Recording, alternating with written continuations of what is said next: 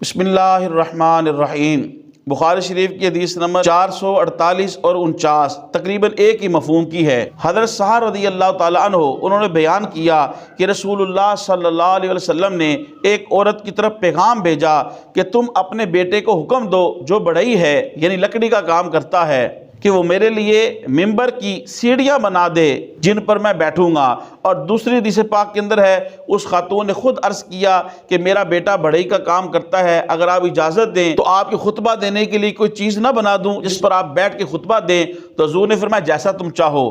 اب ان دونوں حدیثوں سے ایک بات تو یہ ثابت ہوئی، جس کو اللہ تبارک و تعالیٰ نے مال دیا ہو یا کوئی ہنر دیا ہو، وہ جس طریقے سے بھی مسجد کی خدمت کر سکتا ہے اسے مسجد کی خدمت کرنی چاہیے۔ دوسرا، اس حدیث پاک سے یہ بھی سبق ملا۔ پہلی حدیث کے اندر یہ ہے کہ رسول پاک صلی اللہ علیہ وسلم نے خود ارشاد فرمایا کہ تم اپنے بیٹے کو کہو کہ وہ میرے بیٹھنے کے لیے ممبر شریف بنائے، اور دوسری حدیث پاک کے اندر ہے کہ اس عورت نے خود حضور کو پیشکش کی۔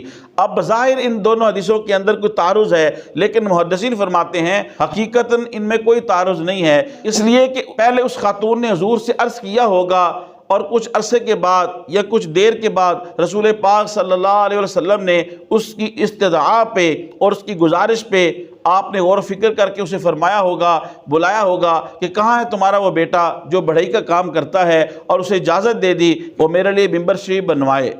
اس سے یہ بھی ثابت ہوا کہ عوام الناس کو خطبہ دینے کے لیے، بیانات کرنے کے لیے ممبر شریف پہ بیٹھنا، ممبر شریف مسجد کے اندر بنانا، یہ بھی سنت مصطفیٰ ہے۔ محترم خواتین و حضرات، تبلیغ دین کی نیت سے حدیث شریف کے اس درس کو زیادہ سے زیادہ لوگوں تک پہنچانے کے لیے میری ویڈیو کو شیئر کریں۔ اللہ پاک آپ کو جزائے خیر دے۔ السلام علیکم ورحمۃ اللہ وبرکاتہ۔